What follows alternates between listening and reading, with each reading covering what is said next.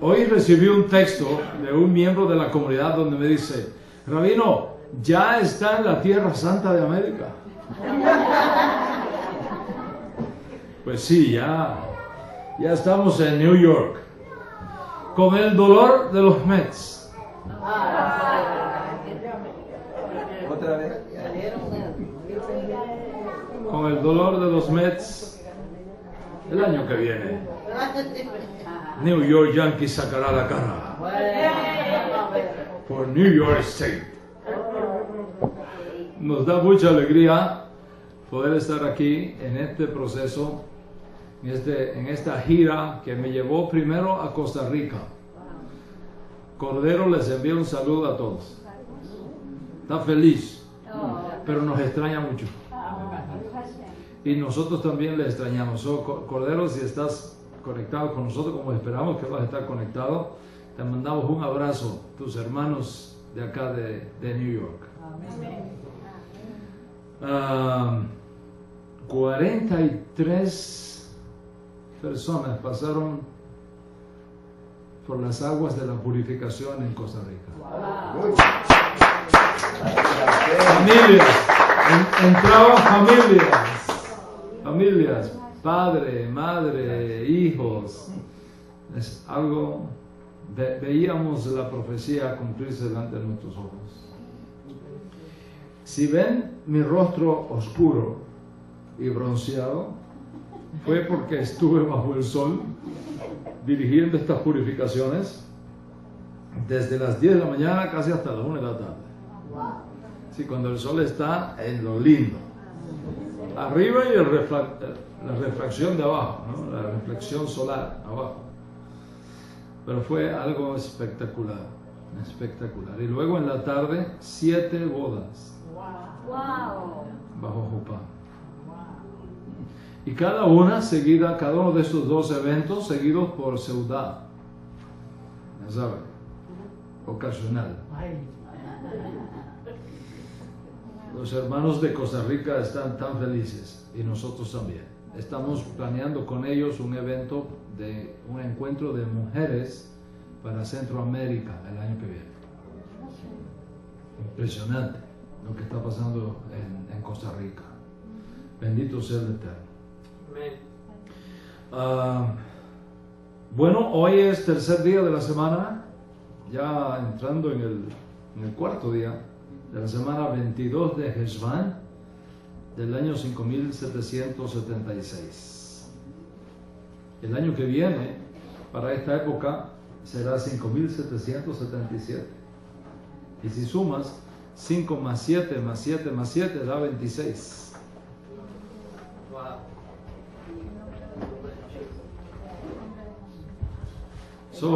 Estamos confiando en el Eterno que este año y el año que viene va a ser un año de mucha gracia sobre el mundo, a pesar de todo, como que Hashem nos va a dar 2 años buenos.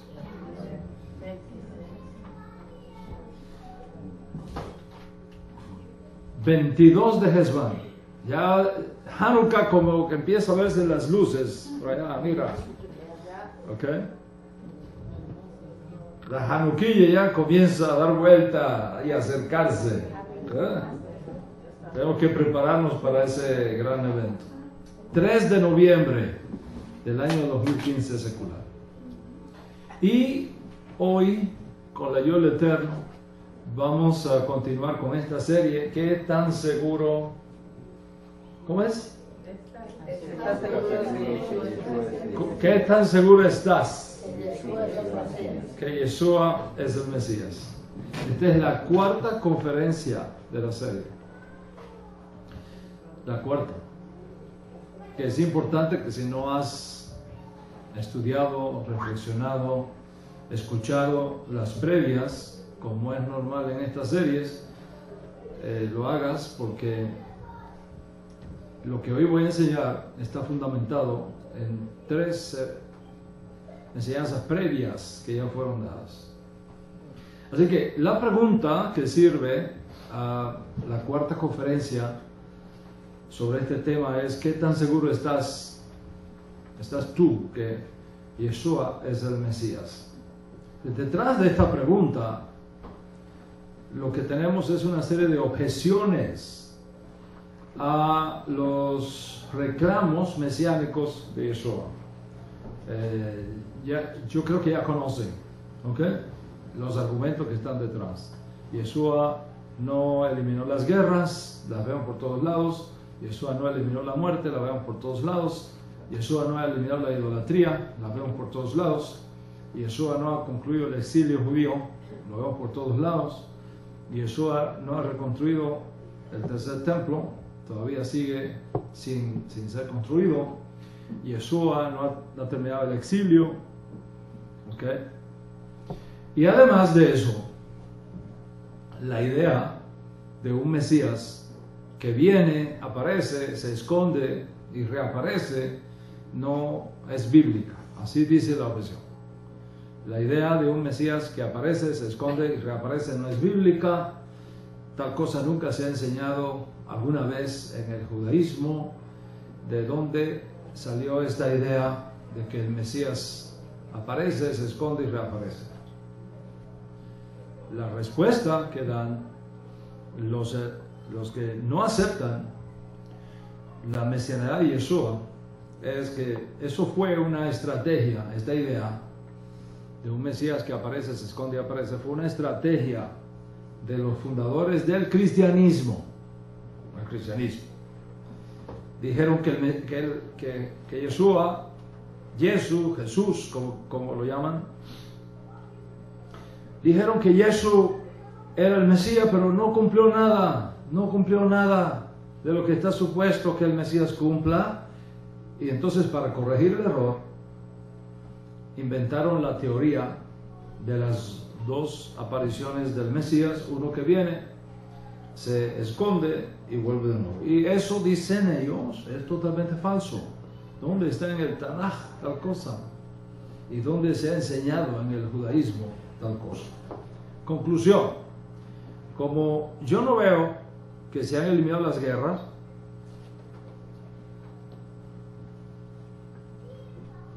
el mejor mate peruano que me hayan dado alguna vez. Como yo no veo que se han eliminado las guerras, como yo no veo que se han eliminado las enfermedades, como yo no veo que se ha eliminado la muerte, como yo no veo que se ha eliminado la idolatría, es decir, no veo que se ha realizado nada de lo que está supuesto que el Mesías realice, entonces lógicamente yo no puedo creer que el Mesías ha venido. Y si el Mesías no ha venido, entonces simplemente por deducción lógica, Yeshua no pudo haber sido el Mesías. Además de eso, yo no veo en ningún lugar que se enseñe que el Mesías viene, se esconde y regresa de nuevo, aparece de nuevo. Entonces, yo no puedo creer estas cosas. El creyente desinformado se queda sin palabras ante este tipo de argumentos, muchas veces. Y en un principio, ese gusanito entra en la mente, el gusanito de la duda entra en la mente, de la inquietud, basado en este falso argumento de que la idea de un Mesías que aparece, se esconde y vuelve a aparecer no es parte de la idea judía del Mesías. Y lamentablemente, para daño del alma de muchos, algunos incautos están cayendo en estos argumentos, se están desligando de Yeshua por considerarlo simplemente un invento, un falso Mesías, y por supuesto considerando el código real sin credibilidad, no digno de confianza, no creíble. Resumen: Yeshua no cumplió nada de lo que está supuesto cumplir el Mesías. Los textos citados por los seguidores de Yeshua son textos inventados, o son textos distorsionados, o son textos mal citados, ninguno tomado en su verdadero face value, no tiene nada que ver con el Mesías, mucho menos con Yeshua. Y porque no hay tal cosa en el judaísmo de un Mesías que aparece, se esconde y vuelve a aparecer. Esa idea, ese argumento es precisamente lo que ha dado base a la serie que estamos estudiando hoy en su cuarta entrega. Los que estuvieron conmigo en la clase pasada saben o recuerdan que para responder a esta objeción estuve explicando lo importante que es conocer la mente judía antigua, cómo era la forma de interpretar la escritura para los antiguos. Esto es muy importante porque nosotros no vivimos en el siglo I, nosotros no vivimos en el siglo, en la época del Talmud, de la Mishnah, del Código Real. Nosotros no vivimos en la época de Yeshua, de Hillel, de Shammai. No vivimos en la época de Haggai, de los hombres de la Gran Asamblea. No vivimos en esa época. No tenemos la mentalidad que ellos tenían. Entonces, nosotros no podemos estudiar a los intérpretes antiguos de las Escrituras con nuestra mente moderna. Y yo expliqué eso, creo que con bastante extensión, que en el mundo antiguo las cosas eran diferentes, en el mundo de los profetas las cosas eran diferentes, en el mundo de los rabinos antiguos las cosas eran diferentes, en el mundo de Yeshua y de sus estudiantes originarios las cosas eran diferentes. Su mentalidad era diferente, su forma de concebir e interpretar, dialogar con las Escrituras era diferente. Debido a la importancia que esto tiene, les mostré los 4 modelos de interpretación que formaron parte de la mentalidad judía antigua a la hora de acercarse al texto sagrado. Es decir, los rabinos antiguos tenían 4 asunciones mentales cuando ellos se acercaban al texto sagrado. Y les voy a decir también algo importante. No solamente ellos, la mayoría de los creyentes hoy día, judíos y no judíos, judíos y cristianos, evangélicos, cuando se acercan a la escritura hebrea, no sé cómo ni cuándo, pero estas 4 asunciones de los rabinos antiguos ha permeado la historia de la interpretación bíblica cross-culturalmente, y forma parte incluso de la manera como muchos nos acercamos a las Escrituras aún hoy día, 2500 años después. ¿Cuáles son esos 4 modelos o asunciones que los antiguos tenían, los maestros, los profetas, los rabinos antiguos tenían? Primero, que la Biblia es un libro encríptico. Es decir, la Biblia, la Torah, el Tanaj, es un libro en código. Hay 2 códigos. Un código que es una lectura que es visible y una lectura que está detrás del texto. De tal manera que cuando en la escritura se dice A, puede que esté significando B. ¿Ok? Quiere decir que basado en esa asunción, los antiguos podían encontrar en la Biblia mensajes ocultos que al ojo normal no decía nada. Para ellos que escudriñaban, decía mucho. Decía muchísimo. ¿Ok? Muchísimo.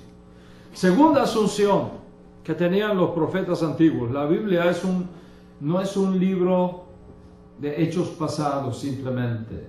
La Biblia, no, el Tanaj, la Sagrada Escritura, no es un libro de historia simplemente. Es un libro de instrucciones vigente para cada generación. Es un libro que nos enseña cómo vivir y cómo ser obedientes al Dios Altísimo. No es un libro de historia pasada, no es un libro básicamente de profecías futuras para otras generaciones, porque es un libro que sirve para cada generación, con instrucciones importantes para cada generación. Por ejemplo, Rabino Shaul de Tarso decía en sus enseñanzas: las cosas que se escribieron antes para nuestra propia consolación se escribieron. ¿Ok? Que ve la asunción que está en su mente. La Biblia, para Rabino Shaul, la Biblia no es un libro de registro de hechos pasados simplemente. Tiene un valor relevante para cada generación. La tercera asunción que tenían los profetas y tenían los rabinos antiguos es que la Torah no tiene contradicciones. La Biblia no tiene contradicciones, no tiene errores. No tiene errores. Por eso está escrito: la Torah de Hashem es perfecta. Es perfecta, que transforma el alma. La Torah de Hashem es perfecta. Cuando ellos se acercaban a la Escritura, no veían ahí un libro de imperfecciones. Veían un libro armónico, extraordinario, perfecto. Y la cuarta asunción que ellos tenían es que la Biblia es, sobre todas las cosas, un libro divinamente inspirado. Dios Altísimo nos habla por los profetas. Y Dios Altísimo puso en la boca de los profetas lo que Él quería que ellos comunicaran. Y por eso nosotros tenemos, por ejemplo, en el Código Real, la famosa frase de Rabino Shaul: toda la escritura es inspirada por Dios. Y útil para corregir, para redarguir, para instruir, ¿ok? Para que el Yehudí, el hombre, esté preparado para guardar las mismot. Esto era lo que ellos creían. Así es como interactuaban y dialogaban con la Escritura. Esa es la mente de Rabino Hillel de Babilonia, la mente de Shammai, la mente de Yeshua, la mente de Shaul de Tarso, la mente del Rabí Yohanan, la mente del Rabí Eliezer, la mente del Rabí Akiva, la mente del Rabino Yehuda Hanasí, era la mente de Rabí Meir, era la mente de los rabinos de la época misnaica, de la época talmúdica. Esa era su plataforma mental. Por tanto, cuando vamos a leer la Biblia hebrea y los escritos judíos antiguos, tenemos que comprender cómo ellos evaluaban la Biblia, cómo es que ellos interpretaban las escrituras y cuál era el esquema mental que tenían cuando decían lo que decían de las escrituras.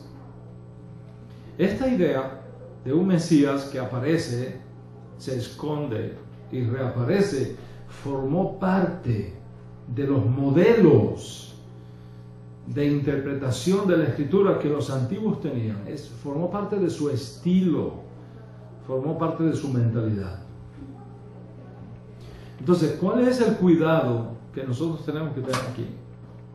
¿Cuál es el cuidado que tenemos que tener aquí? Primero, que todos estos argumentos modernos contra Yeshua es el producto de la mentalidad modernista de nuestra generación. Cuando digo modernista, quiero decir de los últimos 150 años para acá, con el surgimiento del Enlightenment, de los libres pensadores, de la época del Renacimiento. Y segundo, que la manera como los antiguos sabios leían e interpretaban la escritura hebrea era completamente diferente a la forma como hoy día la erudición moderna lee e interpreta las escrituras. Y en las clases pasadas he estado hablando de la historia que hemos venido estudiando en esta semana con el llamamiento de Abraham Avinu. La parashá Lech Lecha, la parashá Vayera, y ahora esta semana Hayei Sarah que estamos estudiando. Tenemos una cantidad de cosas en el judaísmo hoy día. Tenemos una cantidad de halajot, de prácticas, de costumbres en el judaísmo actual, hoy día, que provienen precisamente de la manera como los antiguos interactuaban con la Escritura Sagrada.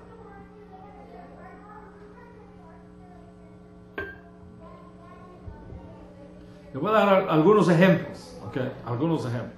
¿De dónde sacaron los sabios de Israel que los justos de las naciones requieren guardar solamente 7 mandamientos? ¿De dónde sacaron eso? ¿Dónde está escrito en la Torá? Estos son los 7 mandamientos para los justos de las naciones. ¿Dónde está? ¿Cómo llegaron ellos a esa conclusión? Mira, solamente en las 2 parashot pasadas, Lech Lecha y Vayera, los rabinos antiguos sacaron una enorme cantidad de principios, de conceptos teológicos, de prácticas y costumbres que forman parte incluso de la fe y práctica judía en el siglo de hoy, en el siglo XXI. Por ejemplo, ¿de dónde sacamos que visitar a un enfermo elimina un 33% de su malestar? De solo visitarlo, elimina % de su malestar. De la parashá Vayera, cuando los 3 ángeles, los 3 mensajeros celestiales visitaron a Abraham cuando estaba enfermo, acabado de circuncidar, y se le alivió el dolor de solo llegarles la visita aquella. Y eso viene de la forma como ellos interpretaron el texto.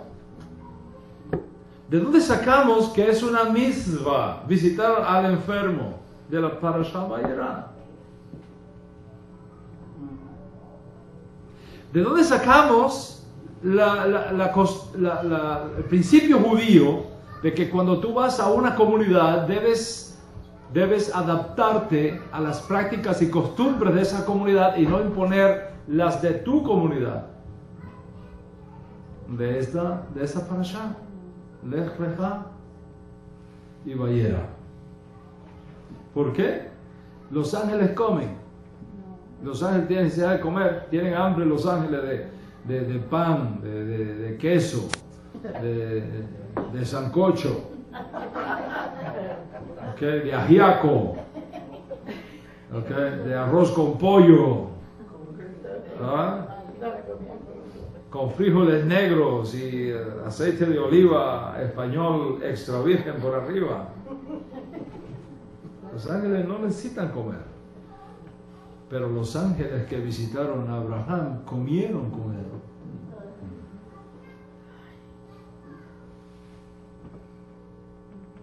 Se adaptaron. Ellos, que son celestiales y que Hashem les permitió aparecer como seres humanos, comieron con Abraham.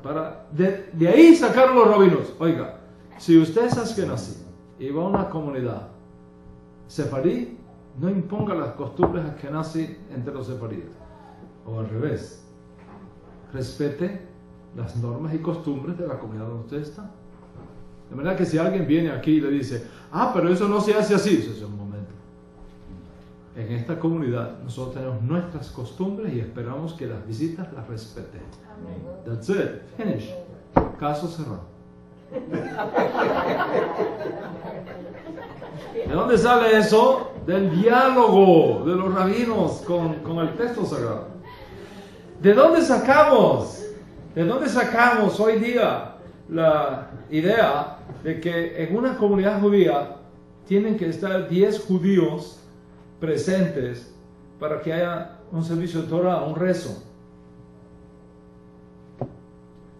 Si no hay 10 judíos, no se pasa el rezo público. Se pasa el rezo privado, no se pasa el rezo público. ¿De dónde sale que un minyan está compuesto de 10? Los rabinos interpretaron que cuando Abraham estaba, a pesar de todo, intercediendo por aquellas ciudades malvadas, Le dijo, tal vez hay 50 justos. No los destruiré por amor a los 50.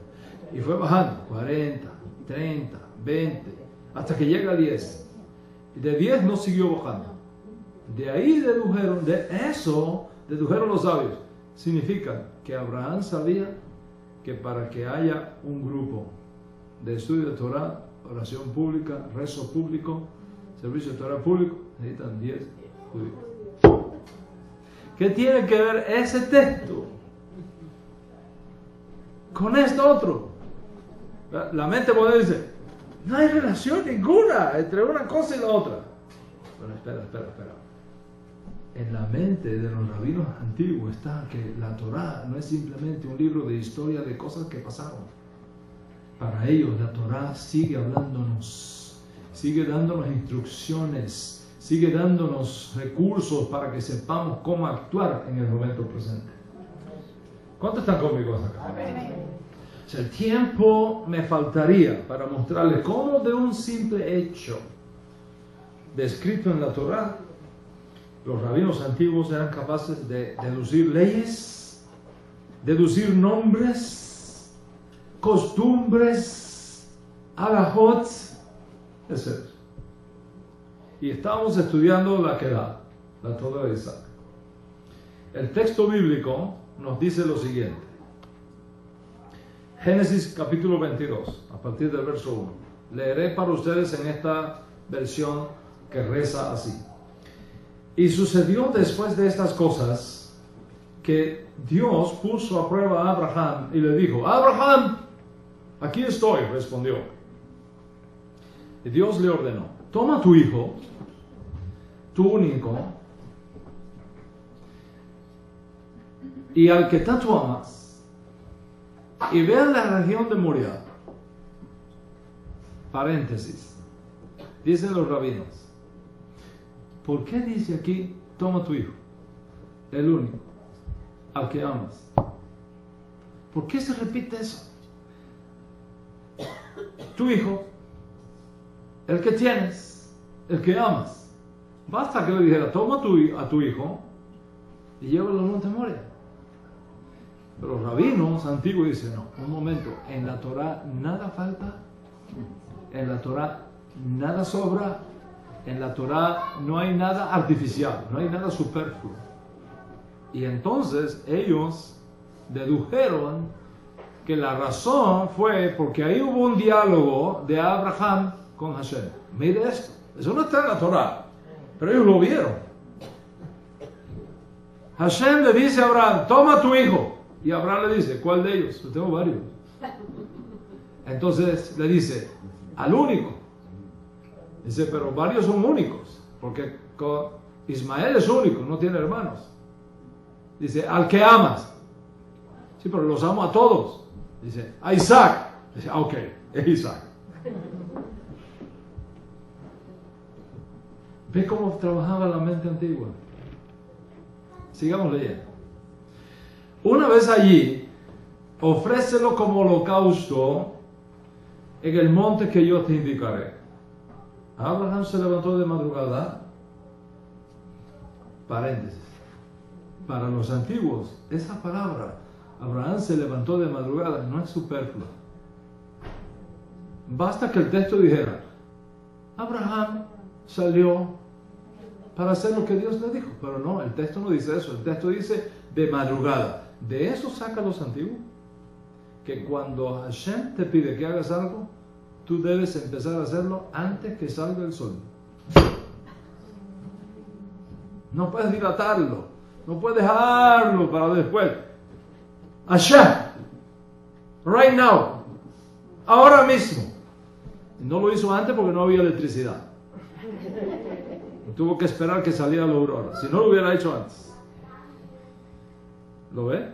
Sigamos. Abraham se levantó de madrugada, ensilló su asno, también cortó leña para el holocausto y junto con 2 de sus criados y su hijo Isaac, se encaminó hacia el lugar que Dios le había indicado. Bueno, ¿cómo va a dirigirse al lugar que Dios le había indicado si en la orden dice que yo te indicaré? Los rabinos se detienen y dicen, no, espera un momento, aquí pasó otra cosa. Aquí hubo otro diálogo que no está escrito en la Torá, está detrás en la interpretación que tenemos de los antiguos, de cómo era su mente. Y en esa interpretación los antiguos dicen, no, aquí hay otro diálogo. Hashem le dijo a Abraham, tú vas a caminar y donde tú veas una nube de gloria moviéndose, ese es el monte donde quiero que lo hagas. Entonces, cuando Abraham vio la nube allá, dice, hacia allá es. Por eso dice aquí, se encaminó hacia el lugar que Dios le había indicado. Mira cómo dialogaban con el texto. ¿Lo estás viendo, Miriam? ¿Ves? Al tercer día, Abraham alzó los ojos y vio el lugar. Ya estaba más evidente. Entonces le dijo a sus criados, quédense aquí con el asno. Aquí viene otro paréntesis. Dicen los rabinos, espérate, asno, jamor en hebreo. Asno no solamente significa el animal de cuatro patas que hace ¿okay? Asno significa lo material, lo que le falta espiritualidad. En otras palabras, le dijo a sus criados, ustedes no tienen la espiritualidad suficiente para ver lo que va a pasar allá arriba, quédense aquí con el asno. Mire todo lo que va saliendo de ese texto, según los rabinos antiguos. ¿Okay? Sigamos. Quédense aquí con el jamur. El muchacho y yo seguiremos adelante para postrarnos delante de Dios y luego regresaremos junto a ustedes.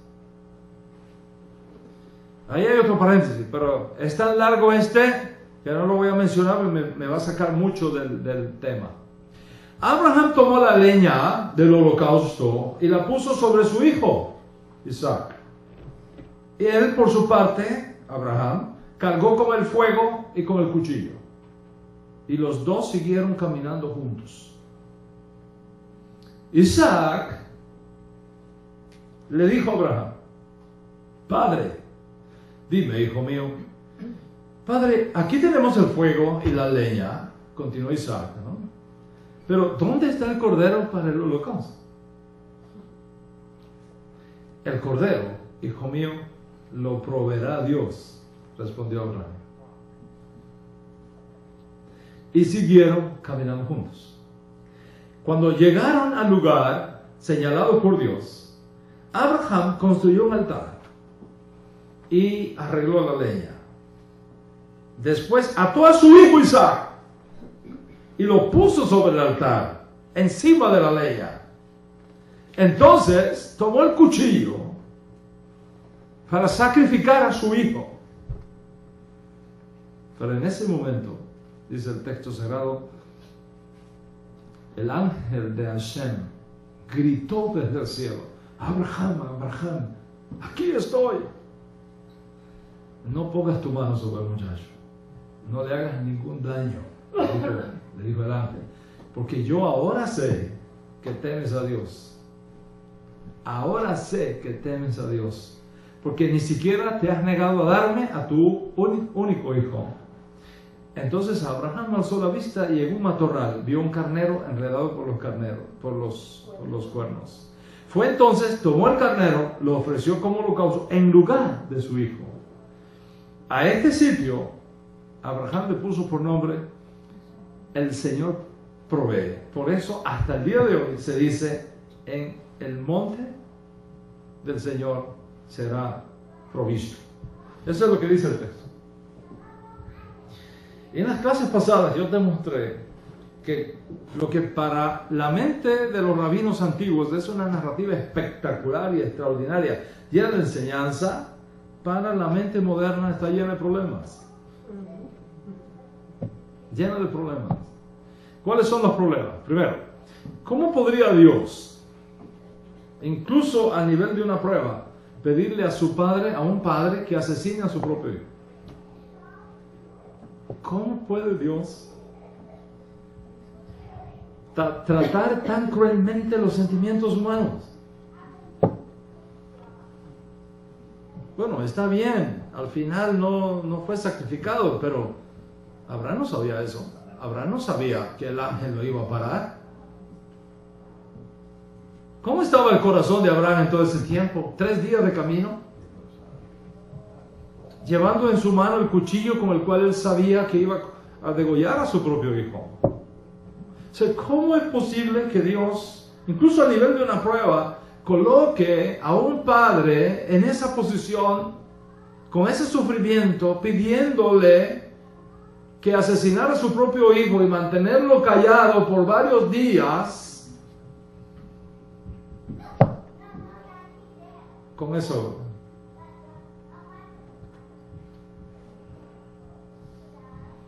¿cómo puede Dios, que por definición es omnisapiente,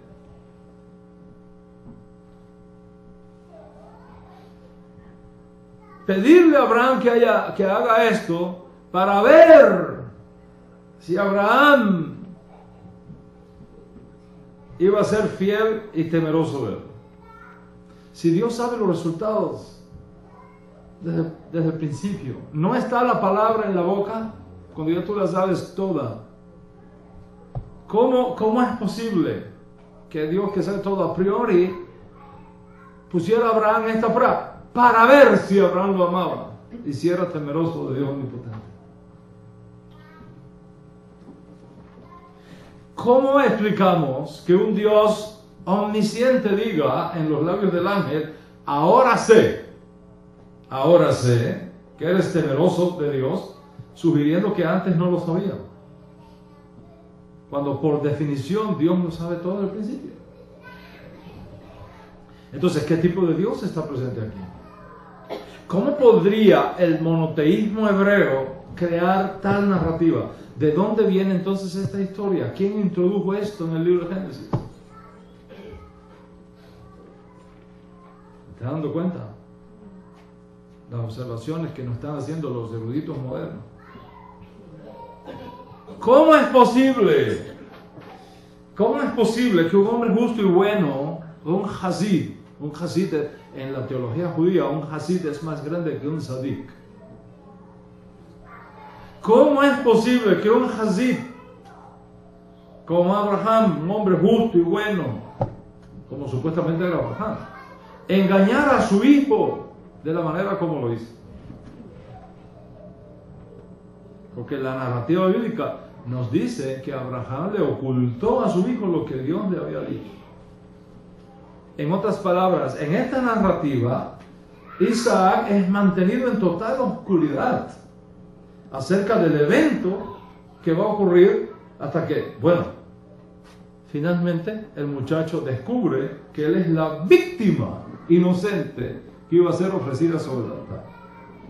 De hecho, cuando Isaac le pregunta ingenuamente a su padre: padre, mira, yo veo la leña, yo veo el fuego, pero ¿a dónde está el cordero que se va a inmolar? ¿A dónde está? La respuesta de Abraham es evasiva. Dios proveerá el cordero para el holocausto, hijo mío. Y le esconde el asunto. ¿Cómo explicamos todo esto? Los intérpretes antiguos tenían una metodología completamente diferente a la nuestra para relacionarse con el texto sagrado. Los intérpretes antiguos eran extremadamente meticulosos en el examen de cada letra hebrea, su tamaño, su posición, su contextura, su valor gemátrico, la forma en que se dicen las cosas. Esa era la mentalidad de los profetas, esa era la mentalidad de Yeshua, esa era la mentalidad de Rabino Shaul, es la mentalidad de Rabí Hillel, Gamaliel, Shammai, Yohanan ben Zakkai. Esa es la mentalidad que ellos tenían. De manera que cuando la mentalidad moderna, hija de todo este proceso de desarrollo científico, se encuentra con el argumento que sugiere que el código real habla de un Mesías que aparece, se esconde y reaparece, inmediatamente se revela contra eso Y dice, muéstrame dónde está escrito. Muéstrame dónde está escrito. Y para ellos, mostrarme dónde está escrito significa dame la evidencia científica. Es decir, ¿dónde está? ¿En qué capítulo? ¿En qué verso? ¿En qué palabra? ¿En qué pensamiento específico? ¿Qué evidencias antropológicas tenemos? ¿Qué evidencias paleontológicas tenemos? ¿Qué evidencias lingüísticas tenemos? ¿Qué evidencias históricas tenemos? ¿Y qué evidencias arqueológicas tenemos? Muéstramele la mesa. Si no me la puedes mostrar, es un cuento.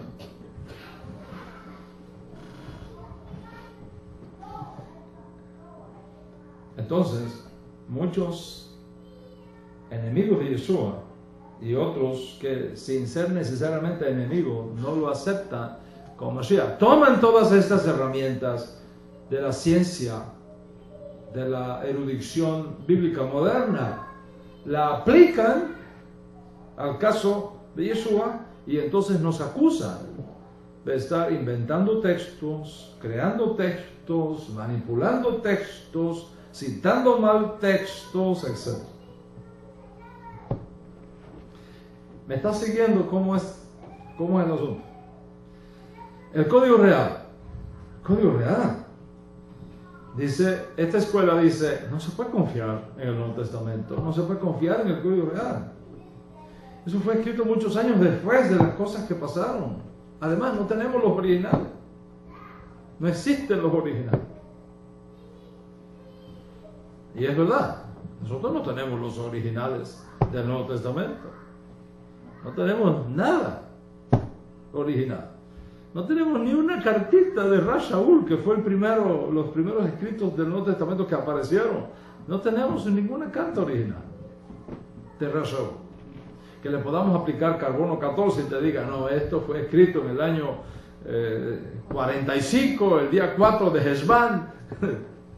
No tenemos eso. No tenemos los originales, pero tampoco tenemos los originales que escribió Moshe. No tenemos. Antes del descubrimiento de los rollos del Mar Muerto, el manuscrito más antiguo del Nuevo Testamento encontrado es del año 132. El más antiguo, 132, que no es el original, es una copia de una copia de una copia de una copia de una copia. Del año 132, del Nuevo Testamento. Una copia, un manuscrito, un texto de Yohanan. Y es pequeñito, no es muy grande. Se pueden contar las palabras y te sobran los dedos del cuerpo. Pero se le aplicó carbono 14, 132, principio del siglo II, del Código Real. Pero antes de la aparición de los rollos del Mar Muerto, ¿tú sabes cuál era el texto de la Torah más antiguo que teníamos? Del año 1000 de nuestra era. Del año 1000 de nuestra era. Es decir, nosotros tenemos una copia del Código Real del año 132 y la más antigua de la Torah del año 1000. Es decir, arqueológicamente hablando, el Nuevo Testamento tiene más evidencias de antigüedad que la Torah.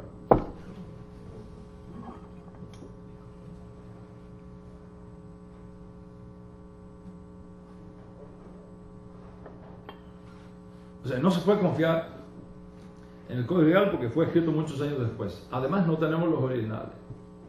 Son copias de copias de copias de copias de copias, con discrepancias internas entre las copias, con miles de diferencias textuales, errores. Entonces, ¿qué tan seguro estás de que el Código Real, Nuevo Testamento o Segundo Testamento, como quieras llamarlo, cómo sabemos que el Código Real es confiable con todos esos problemas internos?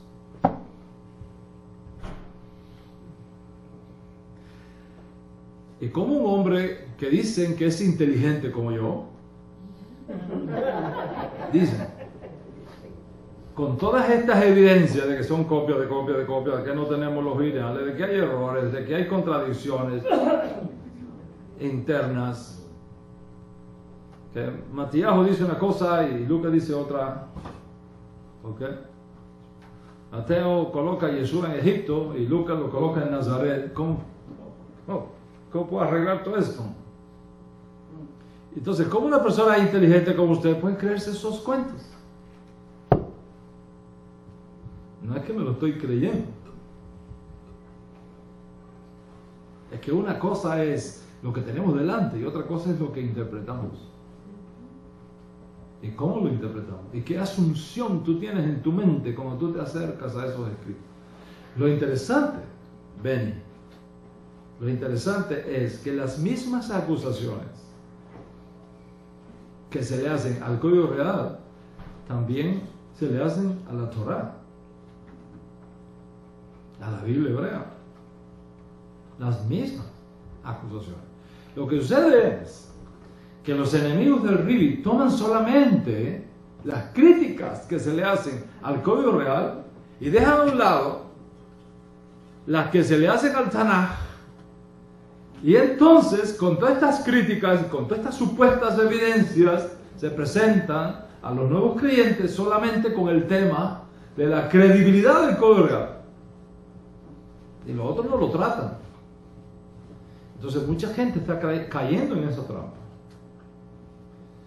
O sea, los resultados es que los que caen en esa tela de araña, que yo creo que es el modernismo, no tienen cómo responder a estas cosas. Y eventualmente su fe se ve comprometida. Su sistema inmunológico espiritual se ve comprometido. Y el tema de la credibilidad del Nuevo Testamento y de su etc. es asunto de tiempo. Asunto de tiempo, cuando puede ocurrir un colapso. Y necesitamos un clónico urgente. Hacer un lavado de colon. Urgente. Para botarle todas estas toxinas que se han digerido.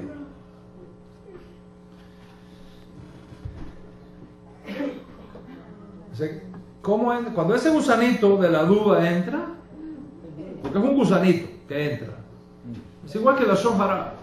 Tú puedes tener la mejor opinión de una persona, pero si viene alguien y dice, oye, fulano de tal, y aunque tú crees en esa persona y tú confías, ese gusanito está allá atrás.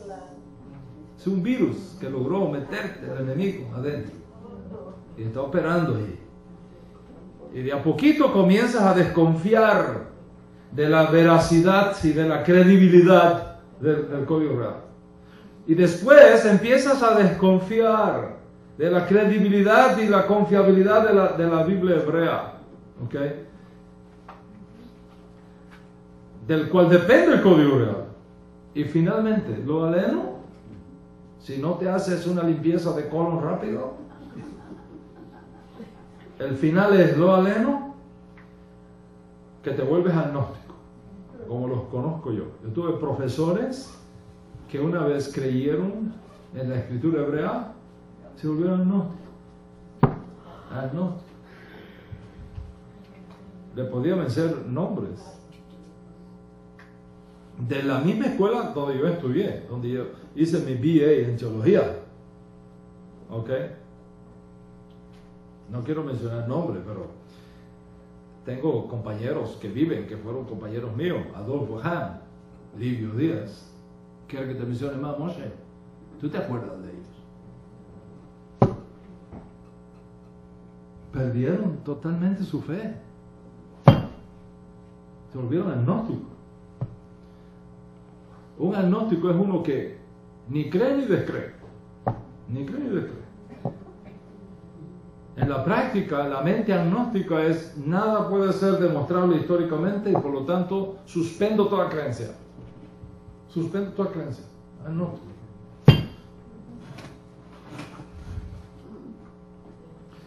O te vuelves ateo. Ateos. A, negación. Teos, Dios. Ateo, negar la existencia del Dios Altísimo.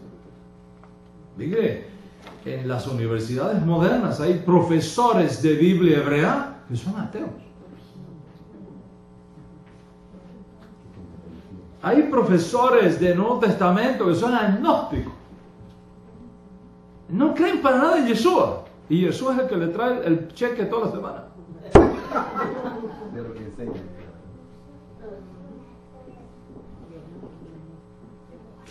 Un día estaba yo cruzando el mar de Galilea con un guía turístico de un grupo que llevamos y hicimos una buena amistad, ya eran buenos amigos. Y un día se me ocurrió preguntarle, fulano, no voy a decir el nombre para proteger su identidad, ¿okay? Fulano, ¿qué te parece Yeshua? Dice, no, fue un gran rabino, definitivamente fue un gran rabino, fue un gran maestro de Torah, luchó por nuestro pueblo, ¿Y qué piensas? ¿Que fue el Mesías o un fallido Mesías? No, un fallido Mesías, definitivamente, ¿no? Fallido Mesías. Dice, ¿no te llama la atención que ese fallido Mesías es el que te pone pan en la mesa toda la semana con todos los grupos que tú te pasas enseñando a Yeshua aquí en Israel?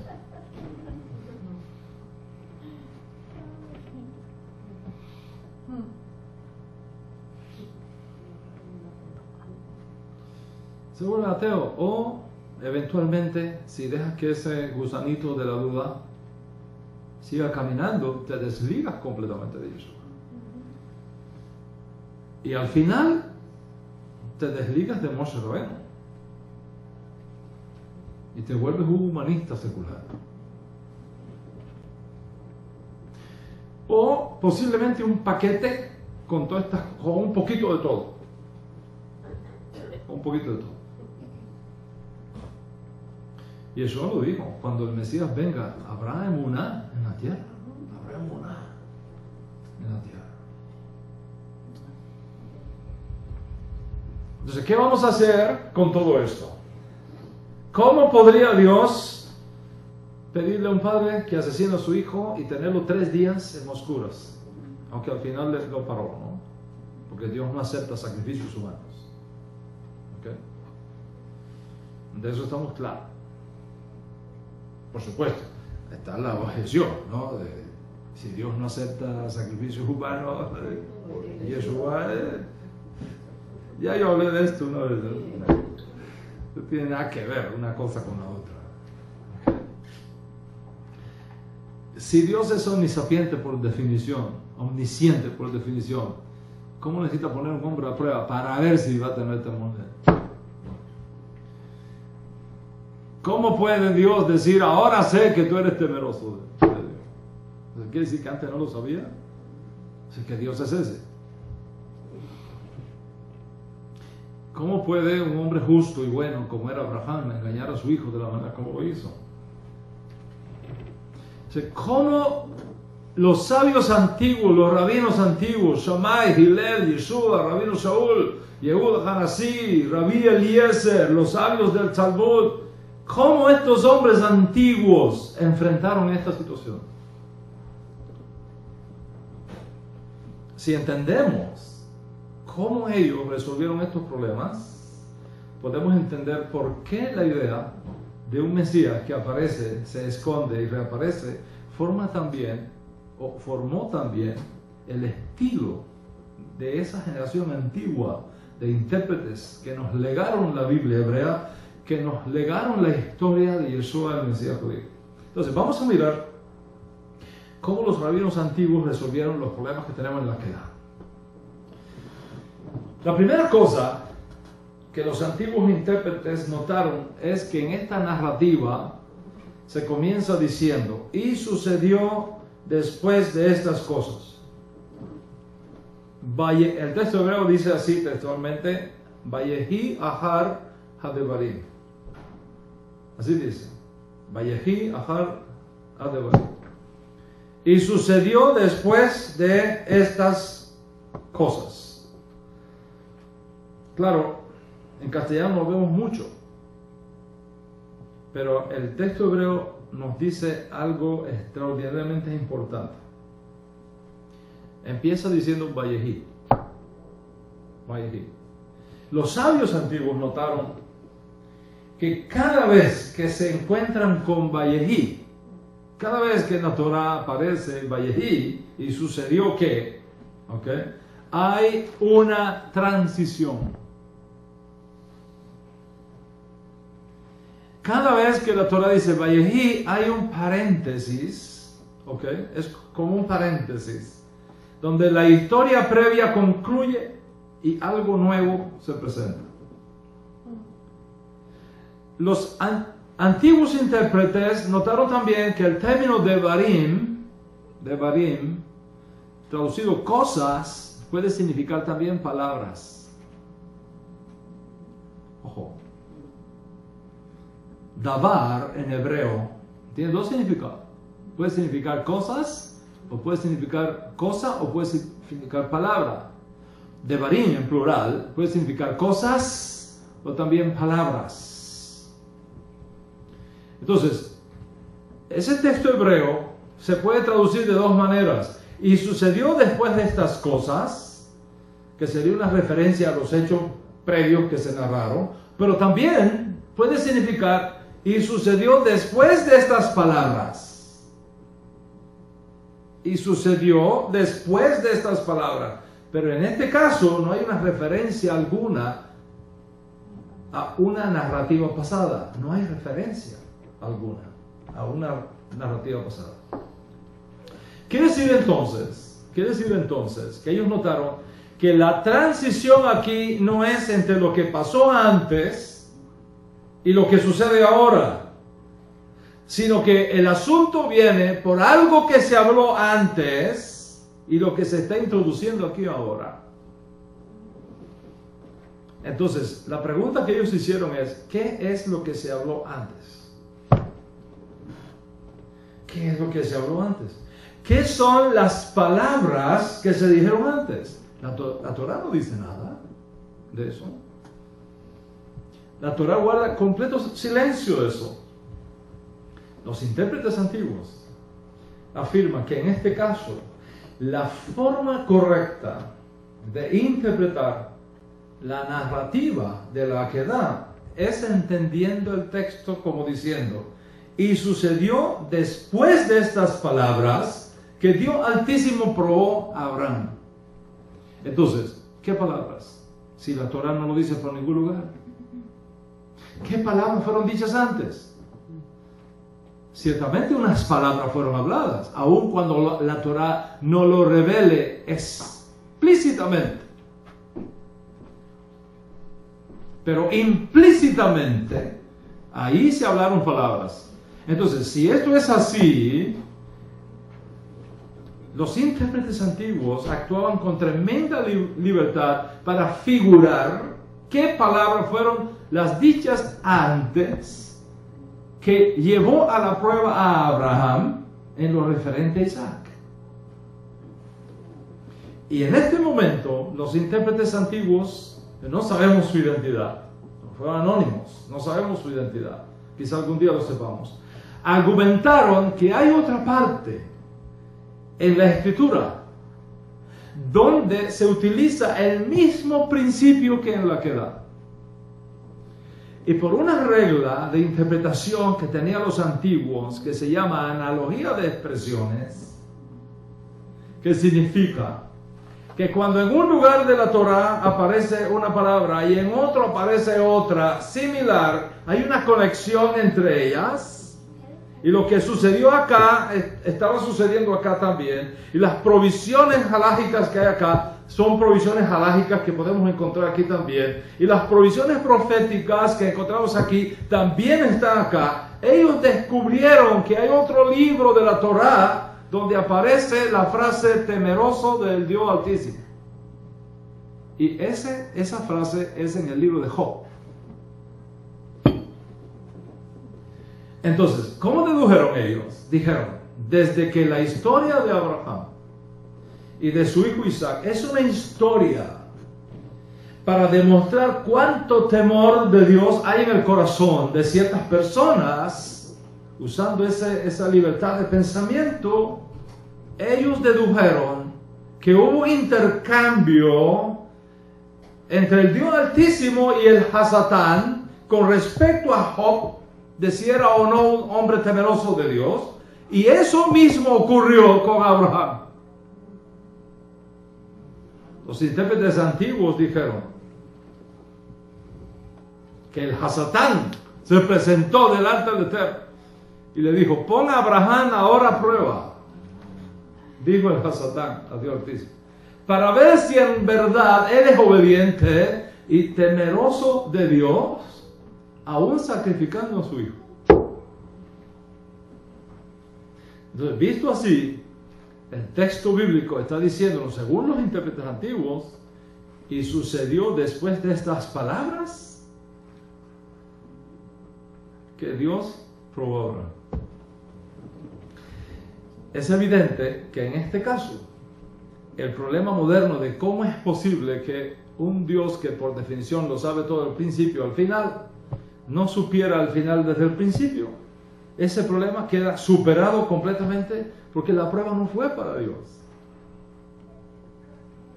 sino por las palabras desafiantes del Hasatán, que ahora sabía que Abraham realmente tenía temor de Dios en su corazón, y eso es lo que explica por qué el ángel dice, no levantes tu mano contra el muchacho, porque ahora queda demostrado que tú eres temeroso de Dios. ¿Queda demostrado delante de quién? El Hasatán. Entonces, la prueba no fue para que Dios Altísimo pudiera saber si Abraham era temeroso o no de él, sino para que el Hasatán lo supiera y para que nosotros supiéramos del asunto y el Hasatán fuera humillado y Abraham nos sirva de modelo.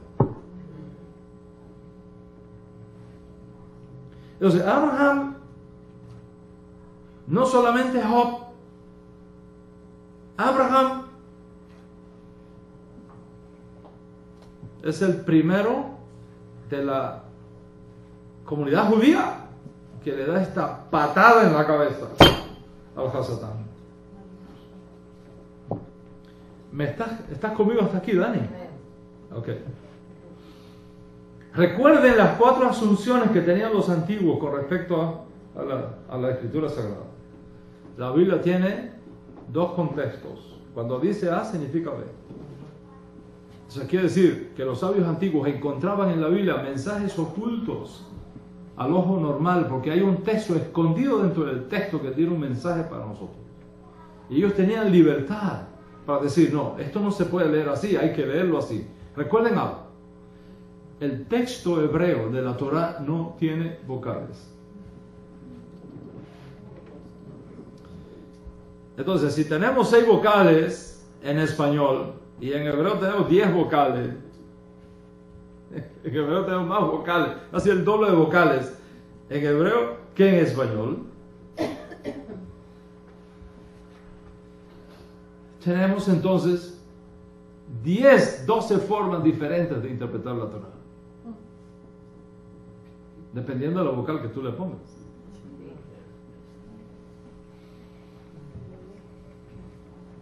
Les voy a dar un ejemplo de esto. Les voy a leer esta Mishnah. Rabbi Eliezer dijo, en nombre del Rabbi Hanina, los sabios incrementan la paz en el mundo, tal como está escrito.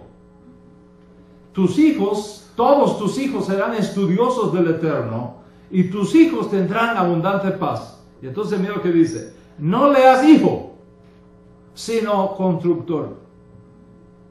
Espera. Eso está en el tratado Berajot, 64a, en la Mishnah. Berajot 64a. ¿Ok? La explicación de la Mishnah por el Talmud de Babilonia. ¿Ok? 64a. Dice el rabino, no leas hijo, sino constructor. Está diciendo que cuando tú lees esa escritura, no puedes leer hijo, sino constructor. Ahora, en español, ¿qué relación analógica hay entre hijo y constructor? Ninguna, no hay ninguna. Pero en hebreo hay una relación. ¿Por qué? Porque Bani y Boná tienen la misma raíz en hebreo. Entonces el rabino dice, espérate un momentico, no leas hijo, Banaich, sino constructor. Bonaich. ¿Es el juego de palabras? En hebreo. Así es que ellos interpretaban la escritura. Y eso está en el Sidur, en muchos Sidurín de nuestros hermanos judíos. Está eso. No leas Banich, lee Boanich. ¿Ok? Bonaich, constructores. Bonei Jerusalén, el constructor de Jerusalén, que tiene que ver con la parte educativa. Bueno, eso es un tremendo ensayo de la responsabilidad de cómo se deben educar los hijos. Todo viene por un cambio en una vocal. Que en vez de decir Banaich, se diga Bonaich. En vez de decir hijos, digas constructor. La Biblia es un mensaje para el hombre en cada generación. Esa es la asunción que ellos tenían. Las cosas que se escribieron antes, para nosotros se escribieron. La Biblia no tiene contradicciones. La Torah es perfecta. La Biblia es un libro inspirado divinamente. Entonces, basado en esto, los rabinos antiguos vieron en Abraham un modelo para Israel. Un Hazid que vivió por Emunah Hashem. Y hablando de esto, el rabino Shaul de Tarso va a decir lo siguiente.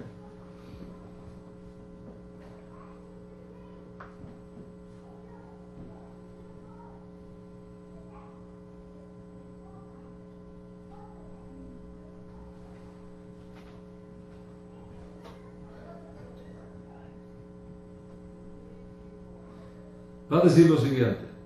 Por lo tanto, sepan que los descendientes de Abraham son aquellos que viven por Emunah Hashem. Mira, todas las conclusiones que el rabino Shaul está sacando de Abraham como modelo. Sepan que los descendientes de Abraham son aquellos que viven por Emunah Hashem. En efecto, la Escritura, habiendo previsto que Dios justificará por la fe a las naciones, anunció de antemano la promesa de la redención a Abraham: por medio de ti serán bendecidas todas las naciones. Así que los que viven por Emunah Hashem son bendecidos junto con Abraham, el hombre de Emunah. ¿De dónde saca Rashol todo eso? De la mente que ellos tenían. Abraham con sus 10 pruebas se volvió un ícono de la emuná, de la fe, un modelo.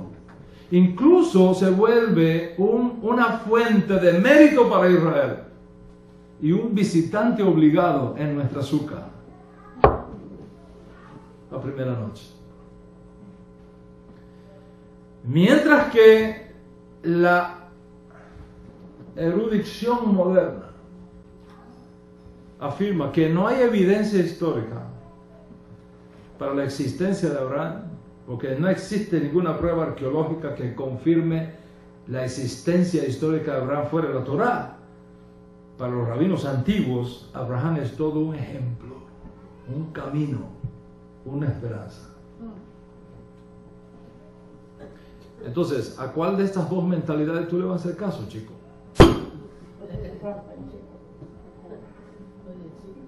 A un tipo agnóstico de una universidad que le da lo mismo si tú te vas para arriba que para abajo, a ese que tú le vas a hacer caso. ¿Tú vas a depender tu alma de un agnóstico? ¿De un ateo? ¿De un secular humanista? ¿O de los rabinos antiguos, los profetas? ¿Cuántos están conmigo hasta aquí? O sea, con respecto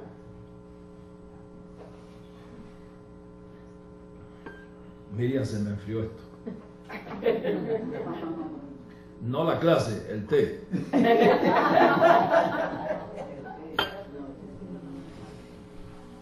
Daniel, por favor, me bendices ahí. Yo sé que tú no eres muy amigo de los Yankees. ¿Cuántos están conmigo hasta acá? All right. La ignorancia de Isaac. Ahora es que la clase se pone buena. Me da deseo dejarla aquí para la próxima. Mira, voy a seguir por amor a nuestros hermanos de New Jersey que han viajado casi 2 horas para llegar acá. No solamente manejaron casi 2 horas para llegar acá, todo el doble de los 2 puentes, ida y vuelta. Los que no conocen New York, déjenme decirles que New York está lleno de islas y conectadas con tierra por puentes, y los puentes no son gratis. Yo pagaba acá, cuando vivía aquí en New York, $1,300 mensuales solo de toll, de pagos de impuestos por cruzar los puentes. No sé lo que es eso, Hay que trabajar duro para que te dejen pasar por el puente. Bueno, pues si no quieres pasar puente no hay problema, lo pasas a nado y ya, te sale gratis. Bueno, ¿qué vamos a decir de la ignorancia de Isaac? Con respecto a la actitud de Abraham de esconderle el asunto a su hijo hasta el último momento, los intérpretes antiguos nos dan también una extraordinaria solución a esta problemática levantada hoy día por la objeción de la mentalidad moderna. ¿Cómo lo solucionaron? Aquí, ¿estás listo? ¿Estás listo, Nina? Ok. Los intérpretes antiguos notaron que aquí hay una repetición. Vamos a ver cuál es la repetición. Génesis 22, 6 al 8. Dice: Abraham tomó la leña del holocausto, la puso sobre Isaac su hijo. Él, por su parte, cargó con el fuego y con el cuchillo.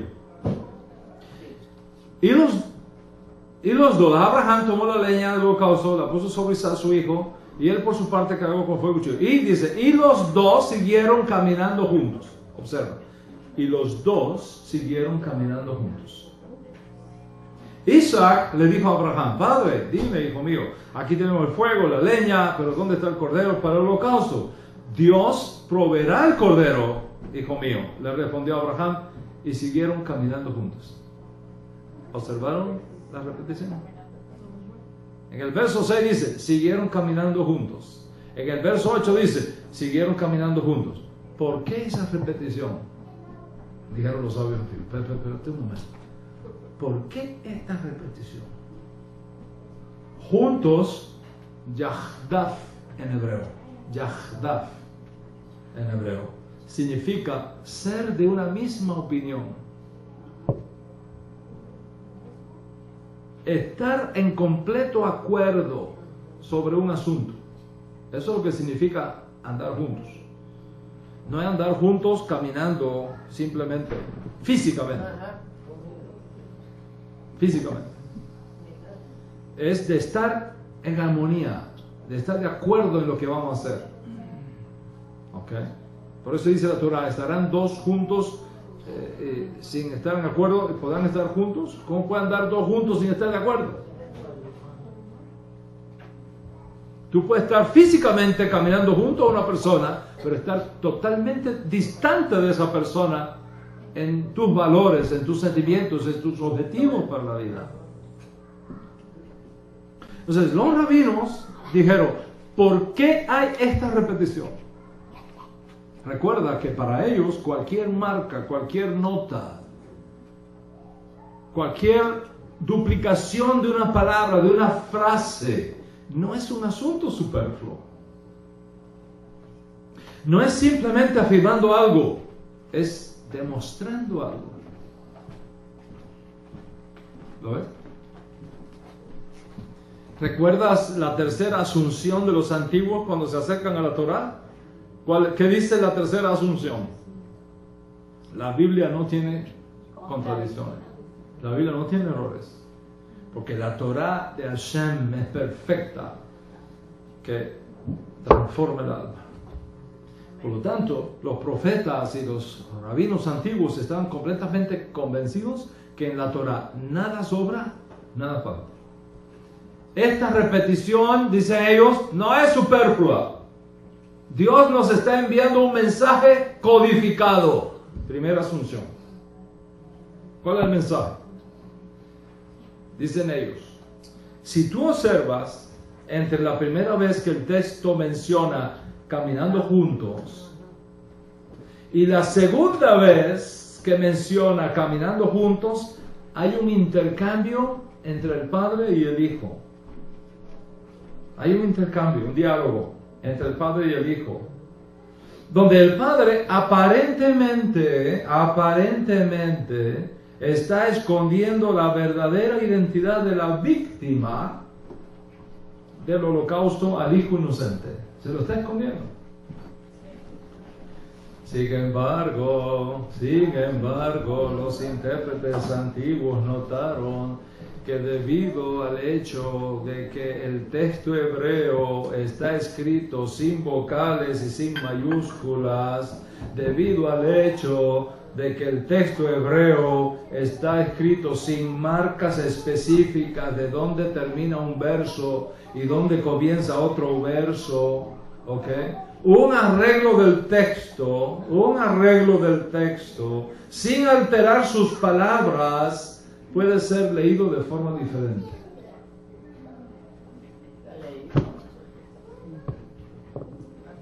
Entonces, ¿cómo dice la forma tradicional? Dice, Elohim Jireh lo hace Leolá Bani. Elohim Jireh lo hace Leolá Bani. ¿Qué quiere decir? Dios mismo proveerá el cordero, hijo mío. ¿Verdad? Pero si tú arreglas el wording en hebreo, dicen los rabinos, entonces lo puedes leer de otra manera. Elohim Jireh lo hace Leolá Bani. En otras palabras, Dios Altísimo proveerá. El cordero eres tú mismo.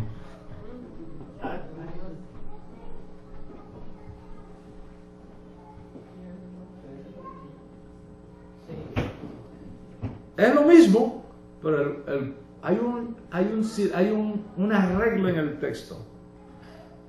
Cuando Abraham dice, en la forma tradicional, como se traduce, Dios Altísimo proveerá el cordero, mi hijo, le está escondiendo. Pero si tú dices, Dios Altísimo proveerá, el cordero es mi hijo.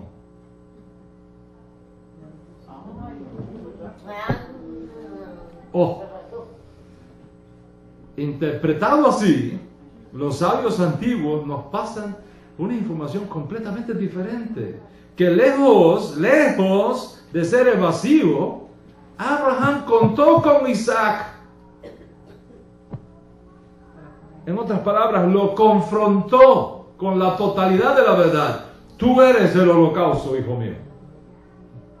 Y el hecho de que el texto añade, y ambos caminaron juntos, significa que lejos de ser una repetición superflua y sin sentido, hace todo el sentido del mundo. O sea, que Isaac estuvo consciente desde el principio y en total acuerdo desde el principio en ser la víctima que sería ofrecida en el altar por su propio padre.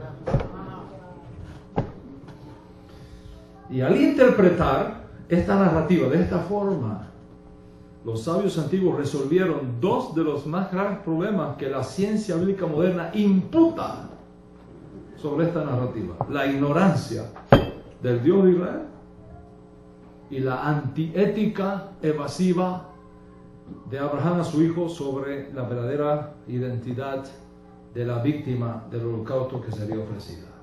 Ahora, claro, una mente moderna dice, ¿pero qué es esto? Están jugando, están cotejando el texto a su propia manera para llevar adelante su propia agenda. Yo mismo, cuando era estudiante y fui confrontado con estas cosas, oiga, me pasó por la mente. Tengo que ser honesto, me pasó por la mente el gusanito. Me pasó por la mente el gusanito. Espérate un momento, ¿qué juego es este? No es ningún juego. ¿Cuál ha sido mi conclusión? Reconocer la realidad de la fe y la mentalidad que los antiguos profetas y los antiguos rabinos tenían. Y la realidad es que para la mente antigua, esta era la forma apropiada de tratar de dialogar con el texto hebreo de nuestra Sagrada Torah. Es decir, la miraban por todos lados, le contaban las palabras, ponían puntos y comas en diferentes lugares, sumaban las repeticiones, sumaban el valor de cada letra, veían la composición individual, probaban con diferentes vocales e incluso probaban a tomar la primera letra de una palabra, la primera letra de la segunda palabra, la tercera letra de la tercera palabra y así sucesivamente a ver qué pasaba. Por ejemplo, ¿por qué cuando vamos a recibir Shabbat el viernes a la caída del sol nos ponemos de pie para hacer Kiddush y en la segunda ciudad del Shabbat hacemos Kiddush sentado? ¿Por qué? ¿Por qué el viernes de la noche nos ponemos de pie y hacemos Kiddush de pie, bebemos el vino sentado, pero hacemos Kiddush de pie, mientras que en la segunda ciudad del Shabbat lo hacemos sentado, no de pie? Porque en la noche del viernes leemos un texto de la Torah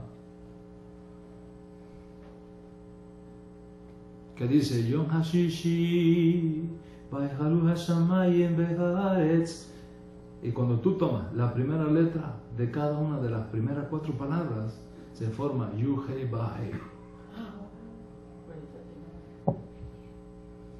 Y debido a que está presente de forma codificada Yuhei Bahei, por respeto estamos de pie.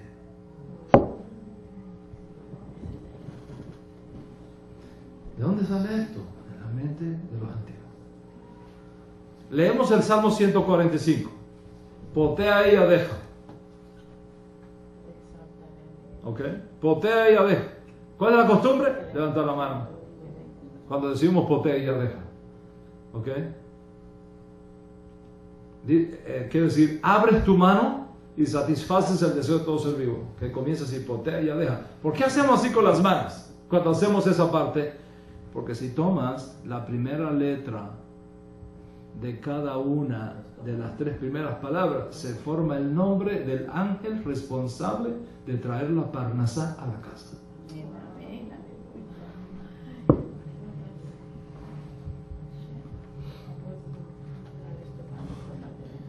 Esa era la mente de los antiguos, que sigue operando entre nosotros. Muchas prácticas y costumbres vienen de ahí.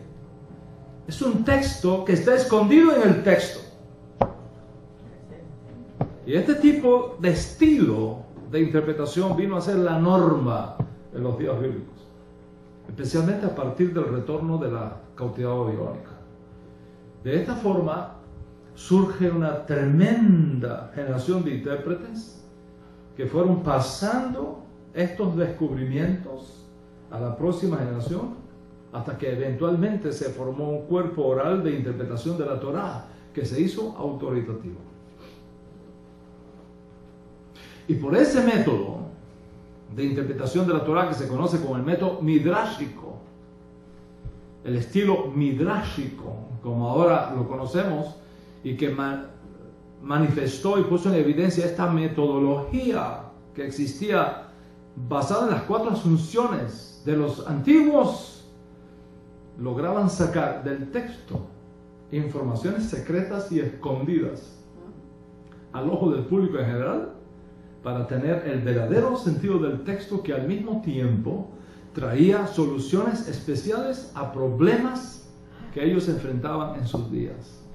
Y por ese método, donde la Torá dice ojo por ojo y diente por diente, por ejemplo, los antiguos dijeron, eso quiere decir compensación justa. No quiere decir que si una persona se saca el ojo, le saca el ojo a otra, hay que sacarle el ojo a él. No es venganza, es compensación justa. Es decir, si usted le causa un daño, una persona y esa persona pierde un instrumento de trabajo, le sacaste el ojo, le rompiste un brazo, no puede trabajar más, tú eres responsable de los daños causados. Por ese mismo método, donde la Torah dice, y fue la tarde y la mañana, día 1, los sabios dijeron, esto no es simplemente una información de cómo fue que pasaron las cosas. Esto es para decirnos a nosotros que el día comienza a la caída del sol y termina a la caída del sol del día siguiente.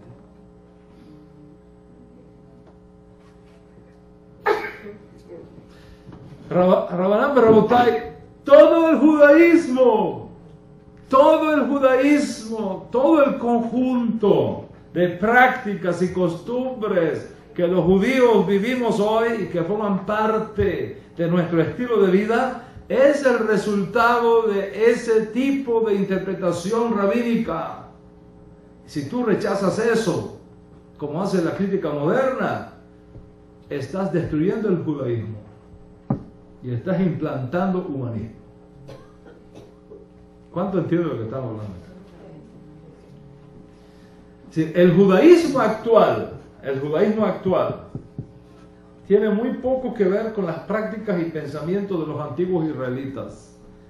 Tiene sobre todas las cosas que ver con el legado de la interpretación que los profetas y los sabios antiguos nos dieron de la Torah. Eso que nosotros llamamos los maestros antiguos.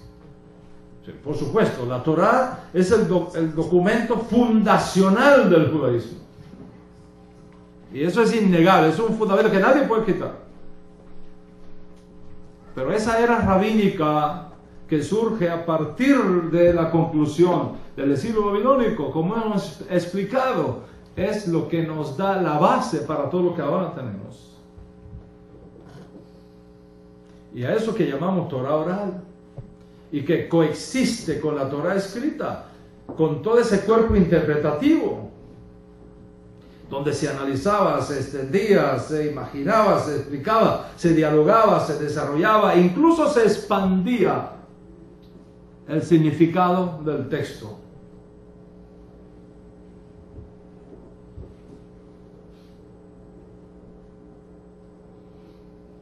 Les voy a dar un ejemplo en el Código Real. Dice Yeshua, oísteis que fue dicho, es lo que dice el maestro, oísteis que fue dicho, no cometerás adulterio. Pero te digo algo, tan solo con mirar a una mujer y codiciarla, ya se comete adulterio en el corazón. ¿Qué hizo Yeshua aquí, como buen rabino de aquella generación? ¿Qué hizo Yeshua? Tomó un mandamiento de la Torah que es específico y limitado al acto mismo de adulterio, lo expandió a un punto que exalta la misma y la lleva a un plano mucho más amplio y de mayores proporciones, porque el trabajo de un rabino no es limitar la Torah, es hacerla cada vez más expansiva y más extraordinaria. Y para los rabinos antiguos, de los cuales Yeshua, Rabino Shaul, formaron parte de esa generación, nada más normal que tomar un texto de la Torah o una narrativa de la Torah y encontrarle un nuevo significado, una nueva luz, un nuevo sentido derivado no del capricho, sino de las reglas del análisis del texto bíblico según las leyes que tenían y que se expresaba en la mentalidad y en las asunciones que ellos tenían a la hora de dialogar con nuestra Sagrada Torah. Entonces, así como esa metodología de interpretación de los antiguos resolvió el problema de la aparente ignorancia de Dios Altísimo en lo referente a Abraham y al mismo tiempo el problema de la antiética evasiva de Abraham a la pregunta de su hijo, así también con la ayuda de esta metodología, los estudiantes del Rivi resolvieron el problema moderno de un Mesías que aparece, no cumple aparentemente con las exigencias mesiánicas establecidas literalmente en las escrituras hebreas y reaparece de nuevo para cumplirlas sin que ello afecte para nada la legitimidad mesiánica ni una violación de algún texto hebreo de las Sagradas Escrituras. Entonces, ¿qué pasa? No es justo, y díganme si usted está de acuerdo conmigo o no, no es justo ni académicamente honesto facilitar a los antiguos esta metodología para interpretar la Escritura Sagrada y resolver los problemas que tenemos en ella y negar esa herramienta a los estudiantes antiguos del Rivi que formaron parte también de esa tradición. ¿De dónde surge entonces la idea de un Mesías que aparece, se esconde y reaparece? Del texto bíblico,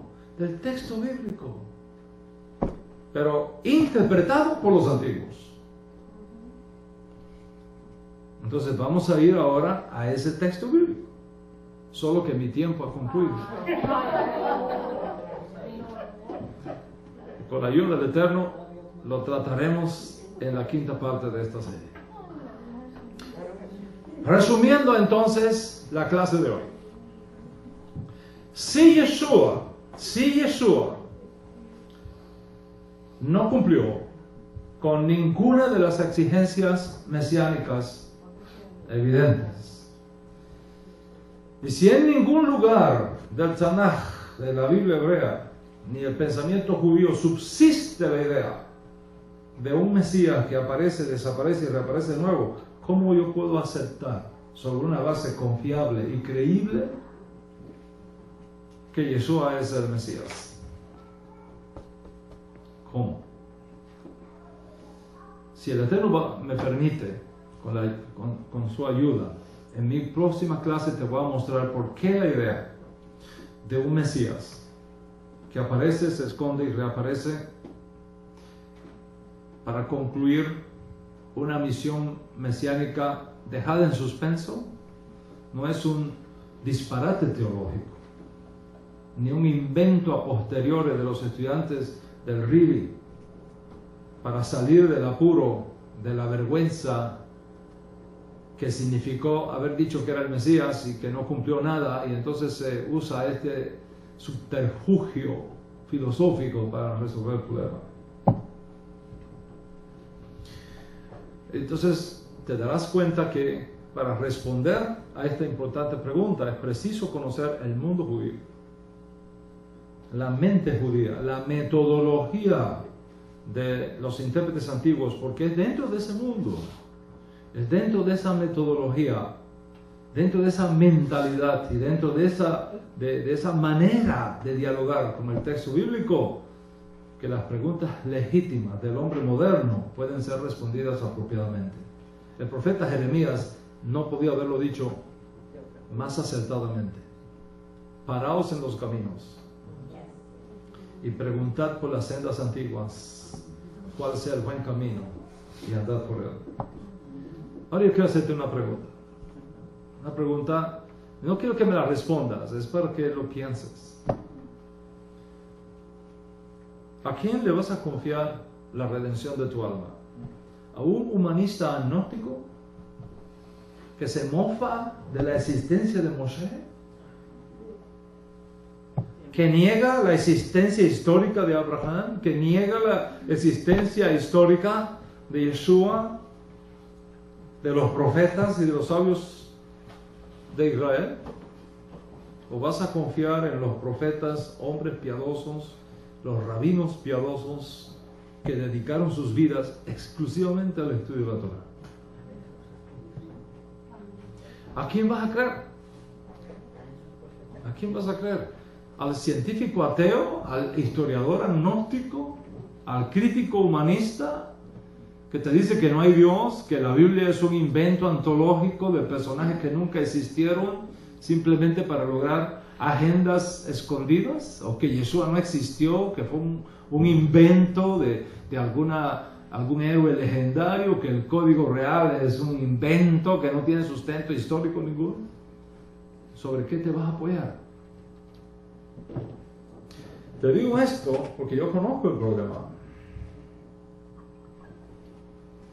y porque yo mismo he confrontado estos problemas, incluso más serios que esto, y que no lo trato aquí para no comprometer la fe de nadie. Porque una cosa es lo que uno dice y enseña, otra cosa es lo que la gente puede salir después de interpretar. Y por eso no lo digo. Lo trato a nivel de yeshiva, a nivel académico. La erudición bíblica moderna no solamente ha enfilado sus cañones contra Yeshua y contra el Código Real, también contra Moshe. Y también contra la Torah. Los mismos que te han robado a Yeshua del corazón, están robando a Moshe también del corazón de muchos.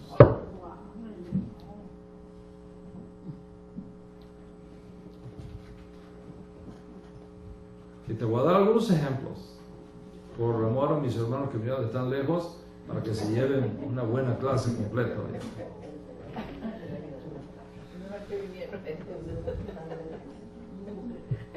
Aunque nadie vino más lejos que mi esposa y yo. Ninguno de ustedes manejó 1200 millas para llegar acá. No, yo no manejé, vine en avión. Pero si tienen su Biblia ahí, busquen Bereshit capítulo 12, verso 6. Ya no se puede decir habla su Biblia, sino habla su tablet. ¿Cómo va a cambiar el mundo, no? 12:6.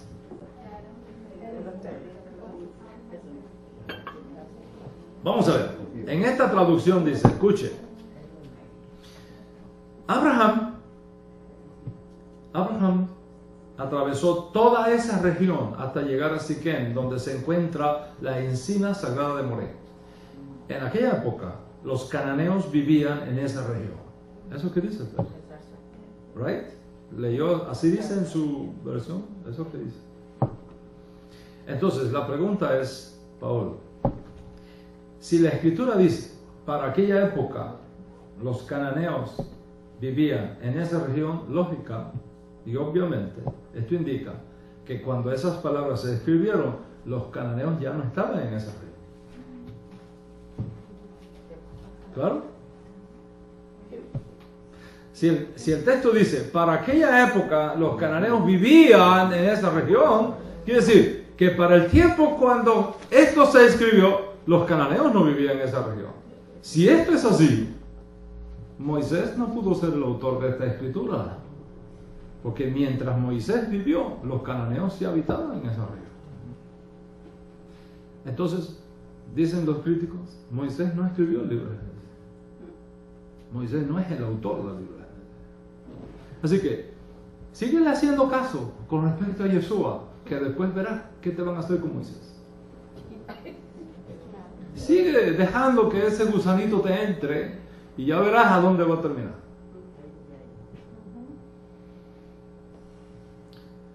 Vamos a Génesis 36:31. Génesis 36:31.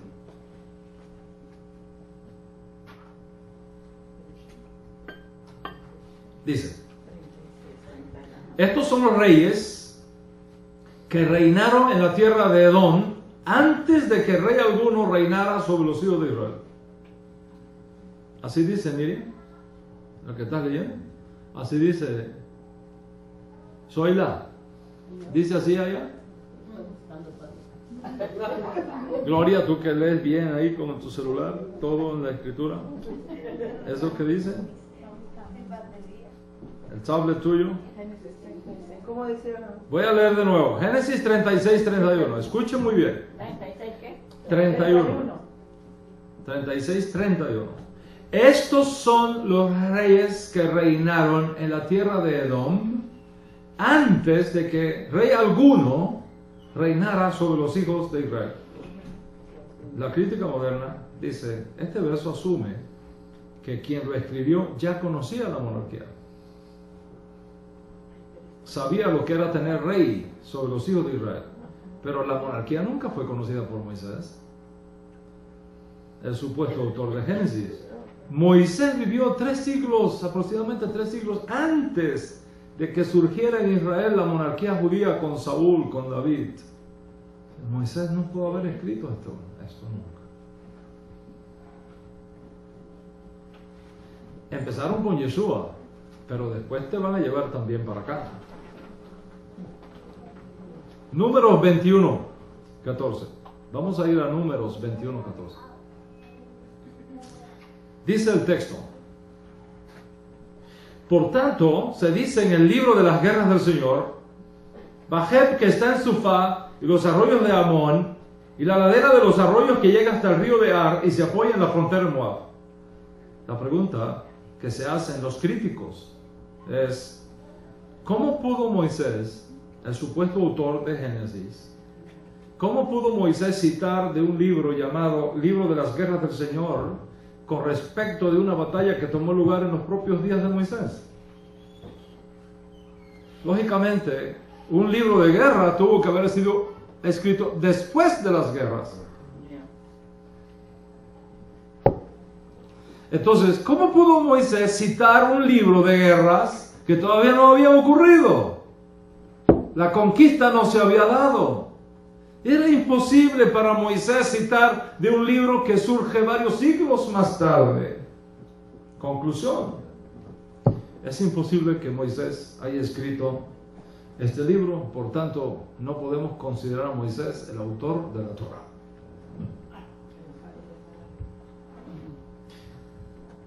¿Lo ven? Estos son los mismos argumentos de los que dicen Yeshua no es una figura histórica comprobable.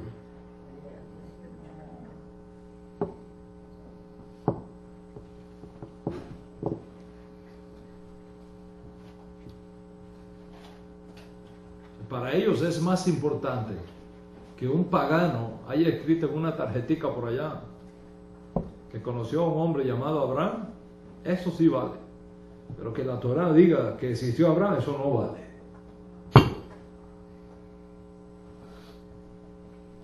¿Ves a dónde lleva el gusanito ese? Números 12:3.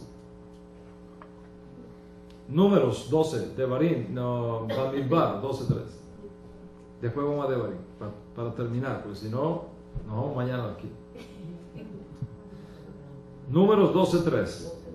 Dice, es un paréntesis, ¿verdad? Dice, Moisés era un hombre muy humilde, más que cualquier otro hombre sobre el faz de la tierra. Los eruditos modernos dicen, wow, ¿cómo un hombre humilde va a escribir eso del mismo?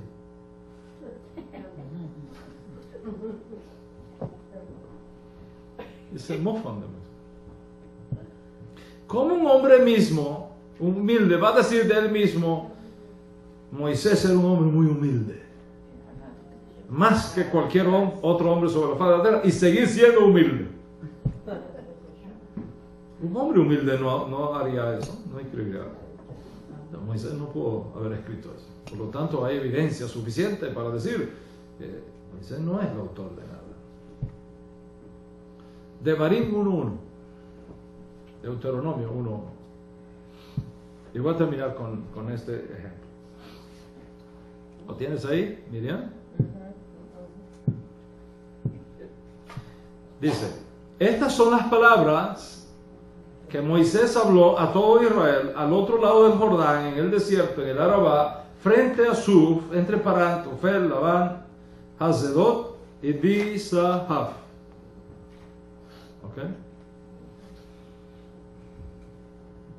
¿Viste el problema? ¿O no lo viste?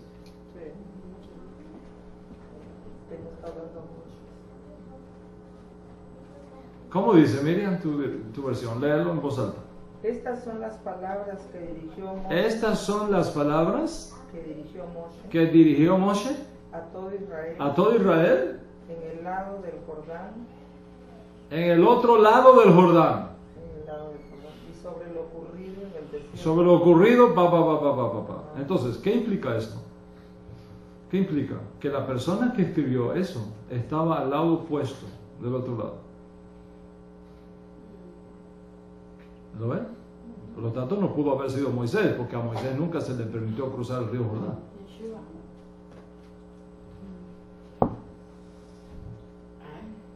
¿You got it?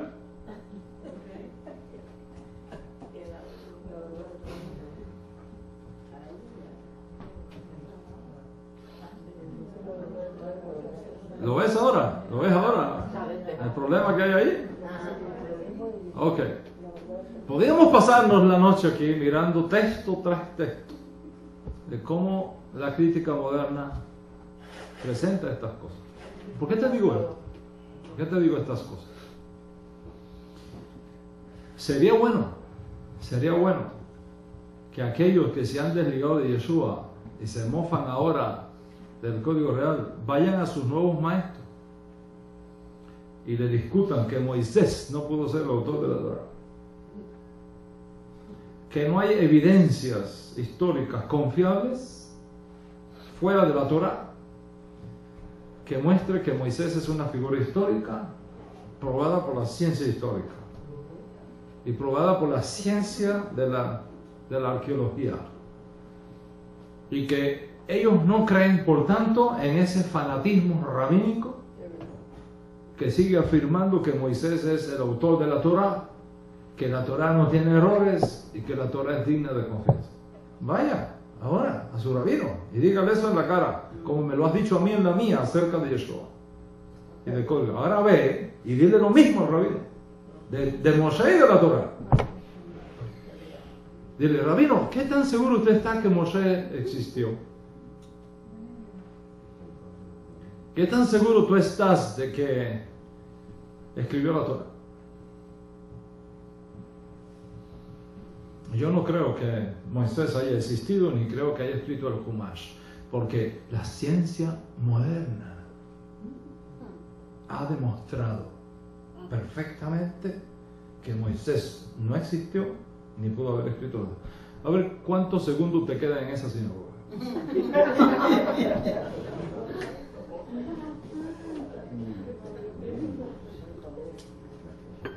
Claro, si estás en una sinagoga seria y con un rabino ortodoxo serio, como gracias a Hashem los tenemos, piadosos y temerosos de Dios, de ellos que estoy hablando. Porque si te vas a los reformistas y a los conservadores liberales, pues ahí, por supuesto, ahí no vas a tener ningún problema. Como tampoco vas a tener ningún problema de ir con ellos bajo la boda, bajo jupá de una boda de 2 hombres y de 2 mujeres. No vas a tener ningún problema. Feliz, todo el mundo. Pero bueno, ya yo he hablado de eso antes, y cada uno es libre para elegir el camino por el cual desea conducir su alma. Pero mi buen consejo, el de los rabinos antiguos: tenga cuidado de su alma, porque cuando una persona insiste en andar por un camino, el cielo mismo lo empuja. Así dicen los rabinos. Cuando una persona insiste en ir por un camino, ese es el que quiere. Eso es lo que quiere. Dale. Ya cuando te despinfarres por ahí abajo, ven, vamos a hablar entonces.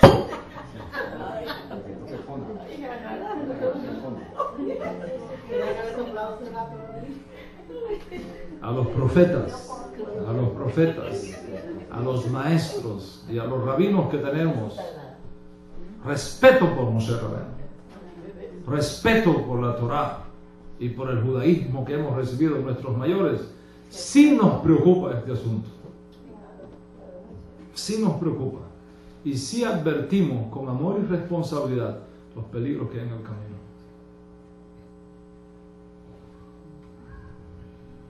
Es lo menos que podemos hacer. Lo menos que podemos hacer. De lo contrario, esto es otro negocio más.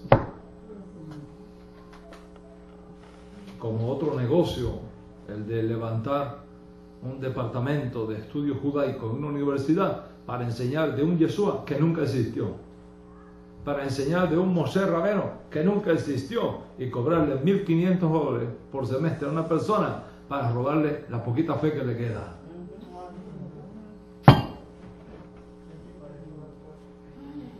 Así está el mundo hoy día.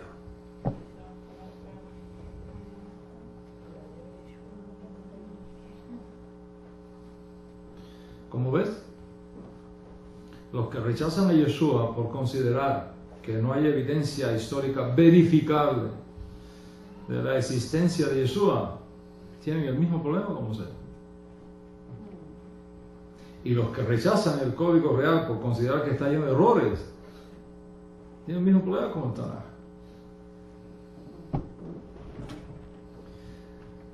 Los mismos problemas genealógicos de las genealogías que tenemos en el código real, los mismos problemas en la genealogía que tenemos en el Tanaj. Los mismos problemas. Por eso es que dije en la conferencia pasada que si cae el código real, cae el Tanaj. Lo aleno. ¿Por qué? Porque el código real, cada 8 versículos, cita el Tanaj. Cada 8 versículos, cita el Tanaj. Es más, un rabino en Israel me dijo a mí un día que si se perdiera la Torah, lo aleno, del código real se podía rescatar la Torah de todas las citas que hay, directas e indirectas, de la Torah en el código real.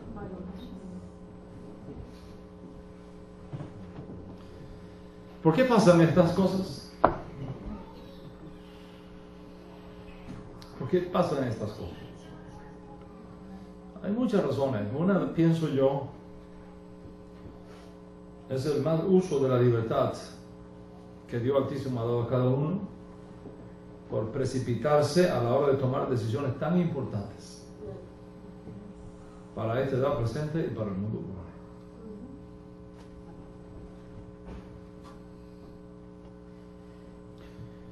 Y muchos nuevos creyentes, cuando son confrontados con estas cosas, no saben cómo responder. Y esto está robando y destruyendo la fe de muchos. Por mi parte, yo doy gracias al Dios Altísimo. He descubierto que es el Tanaj y que es el judaísmo antiguo, los rabinos antiguos, los que nos dan la respuesta. Y que en ningún diálogo moderno de la Escritura podemos ignorar lo que los rabinos antiguos nos dejaron. Porque ellos tenían la mentalidad de los profetas. La manera como ellos se acercaban al texto bíblico y el tremendo legado que nos han dado, podemos entender solamente así por qué la idea de un Mesías que aparece, se esconde y reaparece, forma parte del pensamiento judío antiguo acerca del concepto del Mesías. Y doy gracias al Dios Altísimo porque el estudio académico de estas cosas lo he tomado muy en serio y apasionadamente. Mi esposa es testigo que nadie te conoce a ti como tu mujer. A Benny, nadie lo conoce. Que pregúntele a Silvia. Y Silvia sabe quién es Benny. ¿Cuántas veces le he dicho yo a mi esposa que para mí 5 minutos es un tremendo tiempo para sacar algo provechoso de la vida? Y para mí eso es algo tan apasionado que a veces me hablan y no oigo. Mi mente está resolviendo un problema que le estoy dando vuelta allá atrás. Y lo he tomado serio y apasionadamente. Pero he tenido la precaución de hacerlo de la mano de la Ruach Kodesh. No confiando en mi lógica, no confiando en mi intelecto humano, sino en el temor del cielo. Y pidiendo al Eterno siempre que trate estas cosas, guarda mi mente, guarda mi corazón, para no apartarme tras dioses ajenos. No apartarme tras dioses ajenos, especialmente los ídolos modernos de la erudición de la crítica bíblica. Y esta actitud de temor del cielo me ha protegido de 3 cosas, gracias a Dios Altísimo. Primero, del agnosticismo.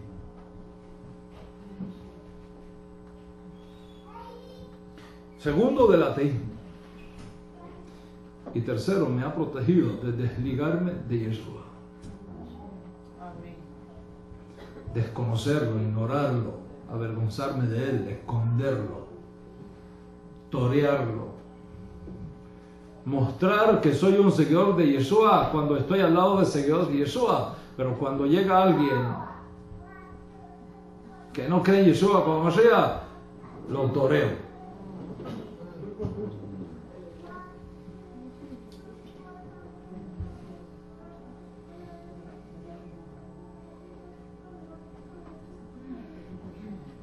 Me oculto para no ofender la fe de nadie. Le doy gracias a Hashem que me ha librado de él. Me ha librado. Le doy gracias a Hashem que me ha librado de negarlo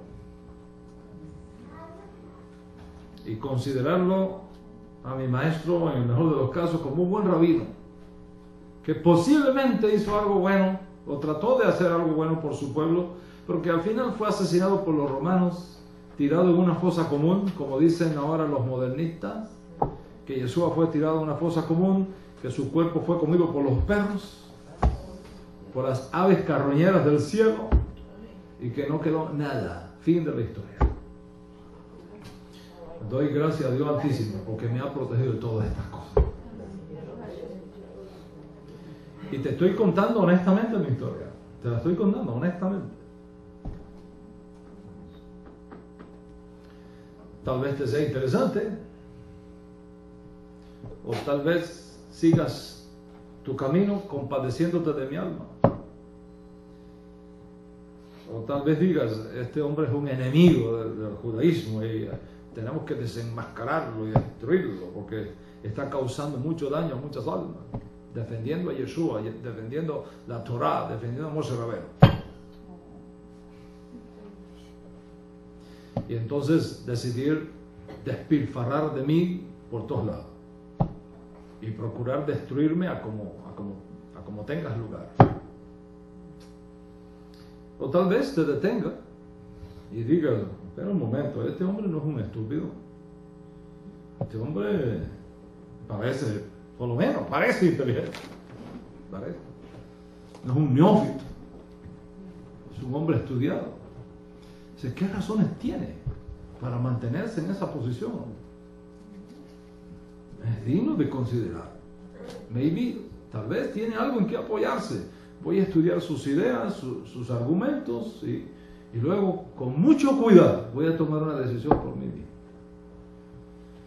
Puedes decir eso. O tal vez puedes decir, bueno, definitivamente estoy de acuerdo en mi mente y en mi espíritu con lo que este hombre está diciendo, pero decido permanecer a su lado, lo voy a apoyar en esta davídica tarea que el cielo le ha entregado.